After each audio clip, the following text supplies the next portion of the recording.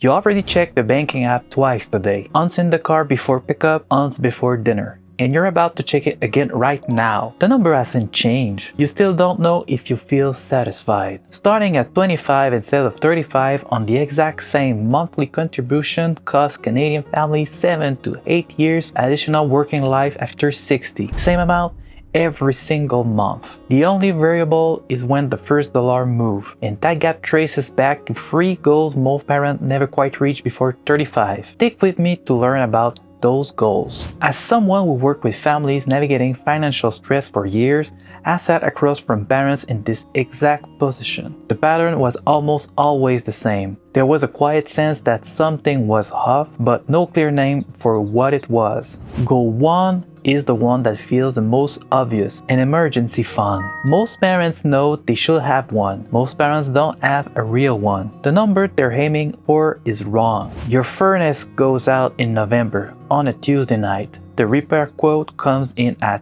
$2,400. You have two options: the credit line at 90% or a saving buffer that isn't there yet. 26% of Canadians cannot cover $500 emergency. That number has been getting worse every year. When a single unexpected expense becomes a debt cycle, it stops being a budget problem. It turns into the thing that sits in the back of your mind on Sunday night when you close the app before dinner. That feeling every week for the next 6 months. 55% of Canadians have 3-month emergency fund, down from 64% 5 years ago. And almost half the people sitting across from a financial advisor still don't have it. Target isn't 3 months of income.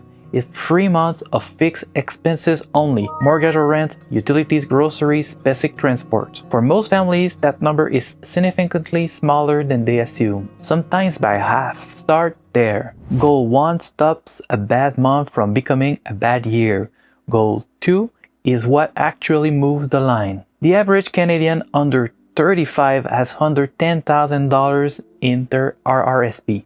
For most parents, that is the actual starting line. Mary is 37, 2 kids, works part-time. She got her RRSP statement last February. Look it at the number and close the laptop. She's not an outlier. 52% of Canadians are paralyzed by the fear of making the wrong financial decision. When the stakes feel high and no one gave you a clear starting point, that is where most parents freeze. Here is the math. $100 a month at 7% starting at 25, $584,000 by 65. Starting at 35, $217,000. The gap is $367,000. Same contribution every single month. The only variable is when you start. What that gap shows is the cost of waiting, measured in years of working life, not in dollars. The conditions for starting almost never feel right. For most parents, they never quite do. $100 a month moved automatically, even before the rest of the picture is sorted. Mary came back and set up $75 a month. It was a small number, and it was enough for her to stop avoiding the envelope. The automation works. Every piece of evidence points to that. For a single adult, one income, one decision maker, it owes reliably. But for Canadian couples with a shared account and 2 different histories around money, automation is only as strong as the conversation that built it. Goal 3 isn't a number at all. The compound interest math works under one condition: you and your partner are moving in the same direction. When you're not, the automation doesn't hold. One person sets it up, the other overrides it a month later, and the account resets to 0. 68% of couples name money as their number one source of conflict. What creates the tension in most families is the silence after the statement arrives. The monthly statements arise, one person checks it and says nothing.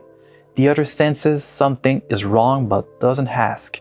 Neither one brings it up, and you go to bed in the same Sunday night silence you've been carrying all week. Budgeting together asks where the money went. Building together asks where you want it to go. Those are 2 completely different conversations. Most couples only have the first one. And as a former social worker with families under financial stress, the pattern I saw most consistently was 2 people in the same house carrying the same weight and neither one saying it out loud. My partner and I chose to live on one salary for our son's first 2 years. or savings nearly stop, or retirement contributions drop to almost nothing. We ran that math together before we made the decision.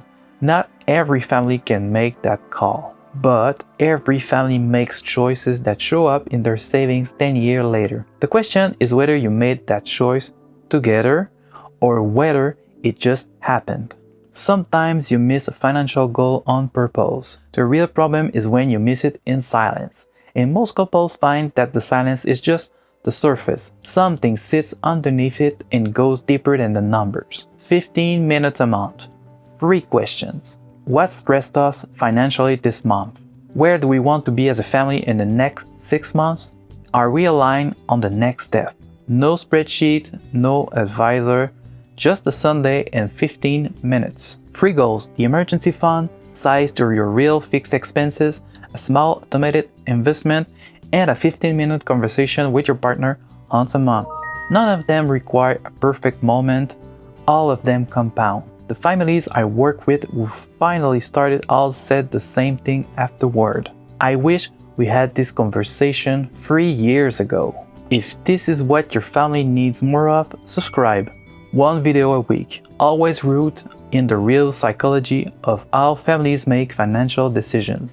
You now know the 3 goals. The emergency fund stops the damage, the automated investment starts the build, and the conversation holds it together. Most couples find a way to start the first 2.